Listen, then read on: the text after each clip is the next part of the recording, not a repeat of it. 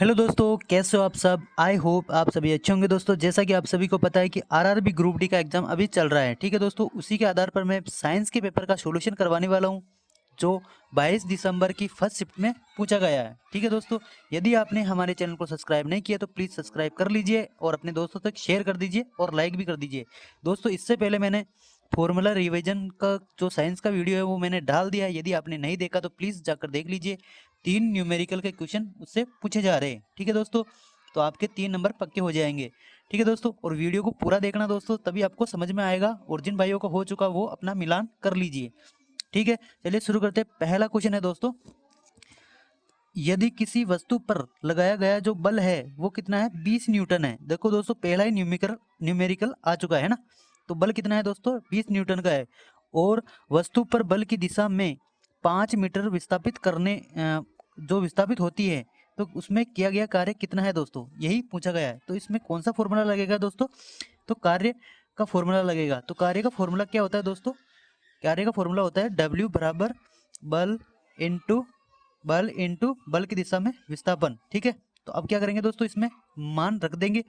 तो बल कितना है दोस्तों, बल दिया हुआ है कितना, 20 न्यूटन का। और दोस्तों कितने मीटर विस्थापित हुई, तो 5 मीटर विस्थापित हुई। तो उससे गुणा कर देंगे तो हमारा कार्य आ जाएगा, 5 दूनी होता है 10, तो कार्य आ जाएगा कितना, 100 जूल। ठीक है, कार्य का मात्रक होता है जूल। ठीक है दोस्तों, नेक्स्ट क्वेश्चन है दोस्तों, यदि एक वस्तु जो है स्थिर अवस्था से शुरू होकर 25 सेकंड में 5 मीटर पर सेकंड का वेग जो है अंतिम वेग प्राप्त करती है, तो उसका त्वरण ज्ञात करना था दोस्तों। तो त्वरण क्या होता है दोस्तों, त्वरण होता है वेग में परिवर्तन की दर को त्वरण कहते हैं। ठीक है दोस्तों, उसे ही त्वरण कहते हैं। तो इस फॉर्मूले में मान रख दो दोस्तों। तो वेग में परिवर्तन कितना हुआ दोस्तों, प्रारंभिक वेग था 0। ठीक है, प्रारंभिक वेग अंतिम वेग माइनस का होता है प्रारंभिक वेग। ठीक है, बटेवा टाइम। तो दोस्तों अंतिम वेग कितना है दोस्तों, 5 मीटर पर सेकंड, माइनस प्रारंभिक वेग कितना दोस्तों, शुरू में स्टार्ट होती है ना दोस्तों, तो प्रारंभिक वेग 0 होता है। ठीक है दोस्तों, तो 0 दिया गया है। ठीक है, तो यहाँ पे 0 लिखेंगे। कितने सेकंड में दोस्तों, तो 25 सेकंड में। अब इसको आगे सोल्व करेंगे दोस्तों, तो यहाँ पे क्या आ जाएगा दोस्तों, तो 5 आ जाएगा। यहाँ पे कितना बचेगा दोस्तों, 25। अब इसको काट देंगे दोस्तों, तो 1/5, 1/5 को हम लिख सकते हैं जो दोस्तों, 5 का भाग दे देंगे तो इसमें 0.2 आएगा, है ना। तो इसका जो मान आ जाएगा वो दोस्तों 0.2 हो जाएगा। ठीक है दोस्तों, यही इस क्वेश्चन का राइट आंसर था दोस्तों। और इसकी यूनिट पूछी जा सकती है। तो यूनिट क्या होती है दोस्तों त्वरण की, तो वो होती है मीटर पर सेकंड स्क्वायर। ये ध्यान रखना ना दोस्तों, ये पूछा जा सकता है। ठीक है, नेक्स्ट क्वेश्चन है दोस्तों, अभिक्रिया से दिया गया था।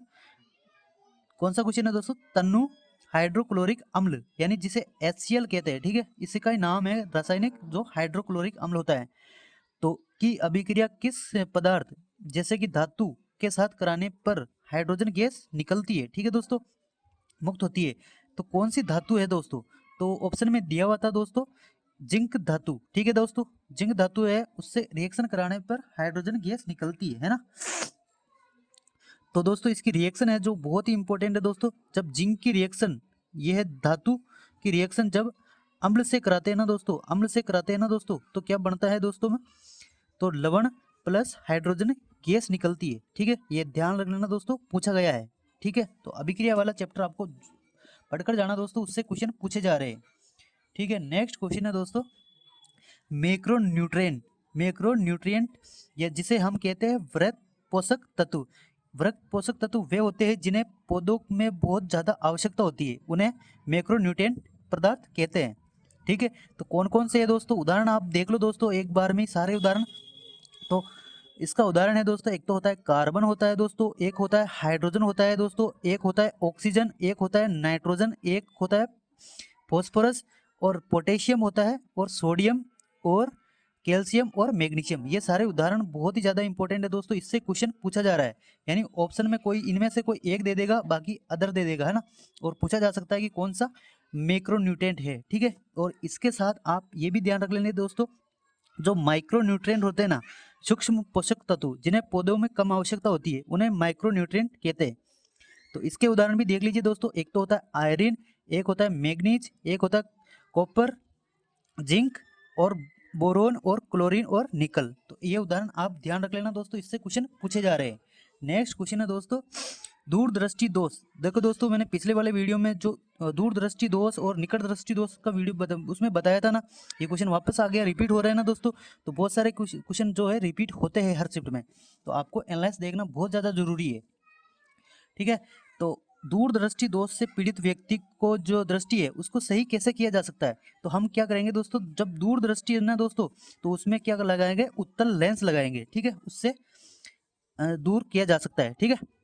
और दोस्तों निकट दृष्टि दोष को कैसे निवारण करेंगे दोस्तों, तो उसमें लगाएंगे अवतल लेंस, ठीक है, अवतल लेंस। तो ध्यान रख लेना दोस्तों, ये पूछा जा सकता है, ठीक है। इसको कैसे याद रखेंगे दोस्तों, अवतल जो होता है उसमें अवतल में दोस्तों निकट दृष्टि उसमें ज्यादा अक्षर होते हैं तो अवतल याद रखेंगे, और दूर में कम अक्षर होते हैं तो उससे उत्तल याद रखेंगे, ठीक है। नेक्स्ट क्वेश्चन था दोस्तों कार्बन परमाणु मुख्य रूप से सहसंयोजक बंध क्यों बनाते हैं, ऐसा क्या कारण है कि दोस्तों कार्बन का यौगिक है जो वो सहसंयोजक बंध बनाता है, क्यों बनाता है दोस्तों, तो इसका आंसर होता है दोस्तों क्योंकि इसके लिए जो 4 इलेक्ट्रॉन खोना और पाना ऊर्जा के दृष्टि से बहुत ही ज़्यादा कठिन होता है, ठीक है दोस्तों, इसलिए ये साझा करते हैं।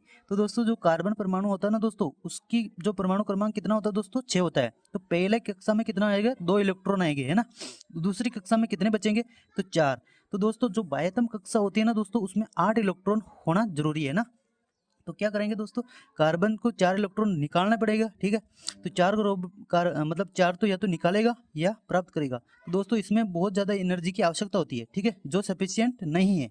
इस वजह से क्या करता है दोस्तों, वो साझा कर लेता है इलेक्ट्रॉनों से, ठीक है। तो यही इसका कारण था दोस्तों, जो ऑप्शन में दिया हुआ था, यही इस क्वेश्चन का राइट आंसर हो जाएगा, ठीक है। नेक्स्ट क्वेश्चन था दोस्तों उत्तक। कौन सा उत्तक जो है मृत कोशिकाओं से बना होता है, ठीक है, मृत कोशिकाओं से बना होता है, और क्या करता है दोस्तों, कठोरता प्रदान करता है और मजबूती प्रदान करता है, ठीक है। तो इसका उदाहरण, इसका जो आंसर हो जाएगा दोस्तों वो होता है स्क्लेरन कायमा, ठीक है। स्क्लेरन कायमा क्या होता है दोस्तों, बहुत ही ज़्यादा कठोर होता है, ठीक है, कवरिंग होती है, और ये कवरिंग का कार्य करता है, ठीक है। तो दोस्तों जो उत्तक होते हैं ना दोस्तों, उत्तक कितने प्रकार के होते हैं दोस्तों, तो उत्तक 2 प्रकार के होते हैं। कौन कौन से दोस्तों, एक तो होता है मरिस्मेटिक विभजितक उत्तक, जिसे विभजितक उत्तक कहते हैं, ठीक है। और एक होता है दोस्तों विभजितक उत्तक, वो होता है जिसमें विभाजन की क्षमता होती है। और एक दोस्तों वो होता है जो अस्थायी उत्तक है ना, ठीक है, अस्थायी उत्तक। और अस्थायी उत्तक दोस्तों 2 प्रकार के होते हैं, एक तो सरल अस्थायी उत्तक होता है और एक जटिल अस्थायी उत्तक होता है, ठीक है। जटिल में दोस्तों याद रख लेना आप, जाइलम और फ्लोएम होता है। अभी तक क्वेश्चन पूछा नहीं गया, पूछा जा सकता है। तो जटिल के होते हैं दोस्तों, एक तो होता है जाइलम, एक होता है फ्लोएम, तो ध्यान रख लेना, है ना। और दोस्तों जो सरल अस्थायी उत्तक होता है ना, उसके 3 प्रकार के होते हैं। कौन कौन से दोस्तों, एक तो होता है स्क्लेरन कायमा, एक होता है कोलेन कायमा, एक होता है पेरेन कायमा, ठीक है दोस्तों। पेरेन कायमा का कार्य है दोस्तों पैकेजिंग करना, ठीक है। और कोलेन कायमा जो होता है दोस्तों फ्लेक्सिबिलिटी यानी लचीलापन। और दोस्तों जो स्क्लेरन कायमा होता है दोस्तों, वो बहुत ज़्यादा कठोर होता है, कवरिंग होती है। और ये किस में पाया जाता है, तो दोस्तों सीड्स में पाया जाता है ना। तो ध्यान रख लेना दोस्तों, सीड में पाया जाता है। तो ये क्वेश्चन पूछा गया है इसलिए मैं बता रहा हूँ दोस्तों, ठीक है। तो स्क्लेरन कायमा इस क्वेश्चन का राइट आंसर हो जाएगा दोस्तों। और इसमें क्या होता है, जीव द्रव्य नहीं पाया जाता है, ठीक है। तो इसका राइट आंसर हो जाएगा स्क्लेरन कायमा, ठीक है दोस्तों। नेक्स्ट क्वेश्चन है दोस्तों, एक फिर न्यूमेरिकल आ गया दोस्तों, पृथ्वी द्वारा चंद्रमा पर लगाए जाने वाला जो गुरुत्वाकर्षण बल का मान लगभग कितना है, तो दोस्तों इसका आंसर हो जाएगा दोस्तों 2 इंटू 10⁻20 न्यूटन, ठीक है। यही इस क्वेश्चन का राइट आंसर हो जाएगा। और दोस्तों जो गुरुत्वाकर्षण बल है ना, उसका फॉर्मूला होता है F बराबर होता है G capital G M into M बटेवा R², ठीक है। जहाँ M जो है वो पृथ्वी का द्रव्यमान है या चंद्रमा का द्रव्यमान है, ठीक है, तो ध्यान रख लेना। और G का मान होता है दोस्तों 6.67 इंटू 10⁻⁻11, ठीक है। और दोस्तों जो पृथ्वी का द्रव्यमान होता है वो होता है कितना दोस्तों, तो वो 6 इंटू 10⁻24 किलोग्राम, ठीक है, ध्यान रख लेना दोस्तों। और जो उसका द्रव्यमान होता है दोस्तों मून का, तो मून का होता है 7.4 इंटू 10⁻24, ठीक है। तो ये भी आप ध्यान रख लेना दोस्तों, पूछा जा रहा है ऐसा, है ना। और दोस्तों जो जो पृथ्वी की त्रिज्या होती है ना, उसका जो मान होता है वो 3.84 इंटू 10⁸, तो आप ये भी ध्यान रख लेना, ठीक है। और यह फॉर्मूला मोस्ट इंपॉर्टेंट है दोस्तों, ठीक है। और फॉर्मूले वाला चैप्टर आपने नहीं देखा तो प्लीज़ जाकर देख लीजिए, वीडियो मैंने अपलोड कर दिया है, उससे क्वेश्चन पूछे जा रहा है, ठीक है, डायरेक्ट फॉर्मूला एग्जाम में आ रहा है ना। नेक्स्ट क्वेश्चन है दोस्तों एसिडिक एसिड। नेक्स्ट क्वेश्चन है दोस्तों एसिडिक एसिड जिसका फॉर्मूला होता है CH3COOH। ठीक है, तो ध्यान रख लेना दोस्तों, इसका फॉर्मूला ये होता है का पूर्ण ऑक्सीकरण करने पर क्या करेंगे दोस्तों, पूर्ण ऑक्सीकरण करने पर मुख्य रूप से क्या प्राप्त होता है। तो पूछा गया दोस्तों, बिल्कुल रिएक्शन है ये, है ना। तो दोस्तों एसिटिक अम्ल लेना दोस्तों, उसका पूर्ण ऑक्सीकरण करेंगे यानी इसको जलाएंगे, ठीक है, इसका दहन करेंगे तो क्या प्राप्त होता है दोस्तों, ये CO2 गैस निकलती है दोस्तों, और साथ में ही जल का अणु निकलते हैं दोस्तों, 2 अणु हैं, ठीक है, और साथ में ऊर्जा भी निकलती है। तो आप ध्यान रख लेना दोस्तों, और ये क्वेश्चन पूछा गया है दोस्तों, बहुत ज़्यादा इंपॉर्टेंट है। ठीक है, तो आपको रिएक्शन वाला चैप्टर जरूर पढ़ के जाना दोस्तों, मैं बार बार उस पर कह रहा हूँ। ठीक है, तो आप पढ़ के जाओ मेरे कहने से। दोस्तों नेक्स्ट क्वेश्चन है दोस्तों परमाणु क्रमांक। परमाणु क्रमांक को सही ढंग से परिभाषित करता है। तो क्या करता है दोस्तों परमाणु क्रमांक को, तो दोस्तों जो नाभिक में मौजूद होते हैं ना दोस्तों न्यूट्रॉन और प्रोटॉन, तो प्रोटॉनों की संख्या ही जो होती है वो परमाणु क्रमांक को सही ढंग से परिभाषित करती है, और यही ऑप्शन में दिया हुआ था, तो यही इस क्वेश्चन का राइट आंसर हो जाएगा। ठीक है, नेक्स्ट क्वेश्चन था दोस्तों पुरुषों में मुख्य रूप से कौन सा जनन हार्मोन होता है। ठीक है दोस्तों, ये क्वेश्चन पूछा गया है, तो इसका राइट आंसर हो जाएगा दोस्तों टेस्टोस्टेरोन। और दोस्तों महिलाओं में पूछा जा सकता है नेक्स्ट शिफ्ट में दोस्तों, जो महिला में होता है एक तो एस्ट्रोजन होता है दोस्तों, एस्ट्रोजन हार्मोन है ना, एस्ट्रोजन। तो आप ध्यान रख लेना दोस्तों, महिला में होता है एक्सट्रोजन, और एक और होता है दोस्तों प्रोजेस्टेरोन। ठीक है, तो आप ध्यान रख लेना, ये क्वेश्चन पूछा गया है इसलिए मैं बता रहा हूँ। नेक्स्ट क्वेश्चन है दोस्तों मादा शरीर के अंदर होने वाले निषेचन को क्या कहते हैं दोस्तों। जो मादा शरीर के अंदर है ना दोस्तों, उसमें निषेचन होता है ना, तो उसको क्या कहते हैं, तो उसको आंतरिक निषेचन कहते हैं दोस्तों। क्या कहते हैं, आंतरिक निषेचन। ठीक है, यही इस क्वेश्चन का राइट आंसर हो जाएगा। नेक्स्ट क्वेश्चन है दोस्तों शरीर में, और दोस्तों यदि आप चाहो तो मैं अभी एक इसी वीडियो में मतलब फॉर्मूला रिवीजन वापस करवा देता हूँ। ठीक है, तो आप वीडियो में अंत तक बने रहना, और वीडियो को लाइक कर देना, और चैनल को सब्सक्राइब भी कर लेना। ठीक है, चलिए शुरू करते हैं ना। 13 नंबर का क्वेश्चन है शरीर में थायरोक्सिन हार्मोन का स्त्राव बंद हो जाए तो क्या परिवर्तन होएगा, मतलब शरीर में क्या प्रभाव पड़ेगा, ये पूछा गया है। तो इसका आंसर हो जाएगा दोस्तों, जो उपापचयी क्रियाएं होती है ना वो अनियंत्रित हो जाएगी। ठीक है, यानी या तो लंबा हो जाएगा या बोना हो जाएगा, ऐसे अनियंत्रित हो जाएगी। ठीक है, और दोस्तों जो वो है ना विकास जो है तो वो धीमा हो जाएगा। ठीक है, तो ये क्वेश्चन ध्यान रखना दोस्तों, इसका राइट आंसर यही होगा, है ना। नेक्स्ट क्वेश्चन है दोस्तों ZnO जी, यानी इसको बोलते हैं दोस्तों जिंक ऑक्साइड का आणविक द्रव्यमान पूछा गया है। ठीक है दोस्तों, इसका आणविक द्रव्यमान क्या होता है दोस्तों, तो जिंक का जो आणविक द्रव्यमान होता है ना दोस्तों, तो वो कितना होता है दोस्तों, तो वो होता है 65.38। कितना, 65.38। ठीक है, और दोस्तों जो ऑक्सीजन होता है ना दोस्तों, तो उसका आणविक द्रव्यमान कितना होता है दोस्तों, तो आणविक द्रव्यमान जो ऑक्सीजन है तो उसका मतलब उसका मान कितना होता है दोस्तों, तो ऑक्सीजन का परमाणु क्रमांक होता है 8, तो 8 का डबल कितना होता है 16। तो दोस्तों 16 इसमें जोड़ देंगे। ठीक है, तो 16 इसमें जोड़ेंगे तो दोस्तों हमारा जो आंसर आएगा ना वो आएगा 81.38। यही इस क्वेश्चन का राइट आंसर हो जाएगा। ठीक है, आणविक द्रव्यमान कितना है 81.38। ठीक है, तो आप ध्यान रखना दोस्तों, ऐसा क्वेश्चन भी पूछा जा रहा है। ठीक है, और दोस्तों अब मैं जो है वो फॉर्मूला का रिवीजन भी करवा देता हूँ। आपने वीडियो को लाइक नहीं किया तो प्लीज़ लाइक कर दीजिए। और ये हो चुका है पूरा 22 दिसंबर की फर्स्ट शिफ्ट का एनालाइज। ठीक है, वीडियो कैसा लगा जरूर कमेंट में बताइए दोस्तों। ठीक है, अब चलिए शुरू करते हैं दोस्तों। प्लीज़ वीडियो को लाइक और चैनल को सब्सक्राइब जरूर कर लीजिए दोस्तों, आपके लिए बहुत ज़्यादा मेहनत की जा रही है। ठीक है, और ये फॉर्मूला का बहुत ज़्यादा इंपॉर्टेंट है दोस्तों सेशन, तो फॉर्मूला जरूर पढ़ के जाओ, क्योंकि फॉर्मूले से ही तो न्यूमेरिकल सोल्व होंगे, है ना। तो पहला ही जो है गतिज ऊर्जा का न्यूमेरिकल है दोस्तों, तो उसका फॉर्मूला क्या होता है दोस्तों, तो हाफ mv²। ठीक है, हाफ mv² गतिज ऊर्जा का सूत्र होता है। ठीक है, ये जो फॉर्मूला है ना दोस्तों मेरे शिफ्ट में पूछा गया है 8 दिसंबर की फर्स्ट शिफ्ट में। ठीक है, और दोस्तों स्थितिज ऊर्जा का फॉर्मूला क्या होता है, वो होता है U बराबर mgh। ठीक है, आप ध्यान रख लेना। नेक्स्ट है दोस्तों ओम का नियम। ओम का नियम क्या होता है दोस्तों, V बराबर I इंटू R। ठीक है, तो ये वाला फॉर्मूला आप ध्यान रख लेना, अभी तक नहीं पूछा गया, इससे न्यूमेरिकल आने की बहुत ज़्यादा संभावनाएं हैं। और गति के दोस्तों 3 समीकरण होते हैं, कौन कौन से होते हैं, V बराबर U प्लस AT। ठीक है, v प्लस ए टी, ये होता है गति का पहला समीकरण और वेग और समय के बीच संबंध दर्शाता है। और दूसरा होता है s बराबर होता है यू टी प्लस का हाफ ए टी स्क्वायर, ठीक है, जहाँ यह किसके बीच, स्थिति और समय के बीच संबंध दर्शाता है, ठीक है। और नेक्स्ट तीसरा फॉर्मूला है दोस्तों गति का, वो है वी स्क्वायर बराबर यू स्क्वायर प्लस का 2as। दोस्तों ऐसा क्वेश्चन पूछा जा चुका है कि भाई कौन सा फॉर्मूला सही है ना, तो आप फॉर्मूले जरूर पढ़ के जाओ यार, है ना। और ये किसके बीच, वेग और स्थिति के बीच में। और ऊष्मा का फॉर्मूला जो होता है वो h बराबर आई स्क्वायर आर टी होता है, ठीक है, ये भी ध्यान रख लेना। और शक्ति का फॉर्मूला दो होते हैं, एक तो p बराबर जो कार्य करने की दर है वो शक्ति कहलाती है, ठीक है, और p बराबर वी आई, ठीक है। संवेग का फॉर्मूला होता है दोस्तों p बराबर होता है एम वी, ठीक है, ये भी ध्यान रख लेना। और बल का फॉर्मूला होता है F बराबर एम ए, ठीक है। नेक्स्ट है दोस्तों कार्य का भी देखो मैंने बिल्कुल मैंने वो करवाया ना दोस्तों न्यूमेरिकल, तो न्यूमेरिकल आ गया ना उसमें। तो कार्य का फॉर्मूला होता है बल इंटू बल की दिशा में विस्थापन के गुणनफल को कार्य कहते हैं। और बल इंटू जो विस्थापन होता है ना दोस्तों, तो उनके बीच का कोण होता है वो कोस थीटा होता है, ये भी आप ध्यान रख लेना। वहाँ पे थीटा दिया होता है तो थीटा का मान रखना पड़ता है, ये ठीक है। नेक्स्ट है दोस्तों आवेश प्रवाह की दर क्या कहलाती है दोस्तों, आवेश प्रवाह की दर जो होती है ना वो धारा कहलाती है। नेक्स्ट था दोस्तों, अभी देखो ये भी आया था, है ना। तो गुरुत्वाकर्षण बल का फॉर्मूला क्या होता है दोस्तों, F बराबर होता है जी अपॉन m इंटू एम, द्रव्यमानों का गुणनफल और दूरी का वर्ग का स्क्वायर, ठीक है। तो ये ध्यान रख लेना, ये क्वेश्चन पूछा गया है।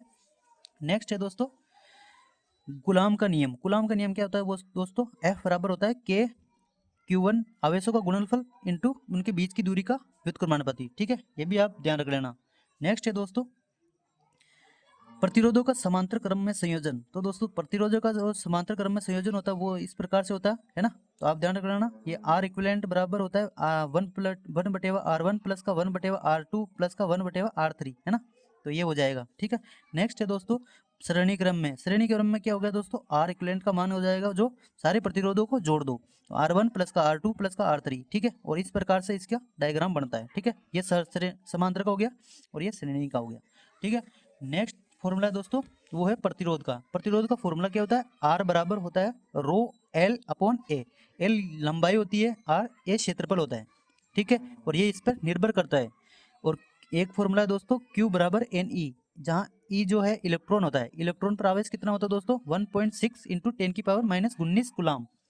नेक्स्ट फॉर्मूला दोस्तों वो है प्रकाश की चाल। प्रकाश की चाल क्या होती है दोस्तों, तरंग दैर्ध्य इंटू आवर्ती, ठीक है, ये ध्यान रख लेना दोस्तों। सी अपॉन लेमडा अपॉन फ्रीक्वेंसी, ठीक है। वो विभवांतर क्या होता है दोस्तों, एकांक आवेश को एक बिंदु से दूसरे बिंदु में ले जाने में किया गया कार्य को विभवांतर कहते हैं। और विभवांतर का मात्रक वोल्ट होता है। दर्पण का सूत्र याद रख लो दोस्तों, 1/f बराबर, इससे न्यूमेरिकल आ सकता है 1/v प्लस का 1/u, ठीक है। लेंस का सूत्र होता है दोस्तों 1/f बराबर 1/v माइनस का 1/u, यहाँ पे माइनस आ जाता है लेंस में। अपवर्तनांक क्या होता है दोस्तों, इसको न्यू से डिनोट करते हैं, निर्वात में प्रकाश की चाल बटेवा माध्यम में प्रकाश की चाल को अनुपात को अपवर्तनांक कहते हैं। आवर्धन का सूत्र क्या होता है दोस्तों, आवर्धन का सूत्र दर्पण के लिए होता है m बराबर माइनस का v अपॉन u, ठीक है। और लेंस का फॉर्मूला होता है दोस्तों m v अपॉन u, यहाँ v माइनस नहीं आएगा दोस्तों लेंस के लिए, है ना, लेंस के लिए प्लस आता है, ठीक है। और दोस्तों स्नेल का नियम ध्यान रख लेना दोस्तों, u1 पहले माध्यम का अपवर्तनांक इंटू साइन आई और दूसरे माध्यम का अपवर्तनांक इंटू साइन आर, ठीक है। तो आप ध्यान रख लेना दोस्तों, ऐसे क्वेश्चन आ रहे हैं। और दोस्तों जब मैग्निफिकेशन का मान जब एक से छोटा हो तो क्या होता है दोस्तों, तो इमेज छोटी बनती है, ठीक है, इमेज छोटी होती है। जब मैग्निफिकेशन का मान एक से बड़ा होता है ना दोस्तों, तब क्या होती है, इमेज बड़ी बनती है। और जब दोस्तों मैग्निफिकेशन का मान जो होता है एक के बराबर होता है तो इमेज जो होती है समान बराबर आकार की बनती है। और दोस्तों जब मैग्निफिकेशन का मान जो होता है वो ऋणात्मक होता है तो इमेज बनती है उल्टी, और उल्टी हमेशा वास्तविक होती है, ठीक है। और मैग्निफिकेशन का मान यदि धनात्मक है तो इमेज होती है सीधी, और सीधी हमेशा आभासी होती है, ठीक है दोस्तों। ये हो गया पूरा साइंस का जो फॉर्मूले का रिवीजन है, आप जरूर पढ़ के जाओ दोस्तों, इससे न्यूमेरिकल पूछा जा रहा है। यदि आपको वीडियो अच्छा लगा तो प्लीज़ वीडियो को लाइक और सब्सक्राइब जरूर कर लीजिए दोस्तों, बहुत ज़्यादा मेहनत की जा रही है, ठीक है। तो इससे पहले मैंने सारे जो भी शिफ्ट है उसका एनालाइज भी करवा दिया है, यदि आपने नहीं देखा तो जाकर देख लीजिए दोस्तों, ठीक है। बहुत ज़्यादा मेहनत की जा रही है आपके लिए, चलिए ठीक है। तो जय हिंद जय भारत, मिलते हैं नेक्स्ट वीडियो में।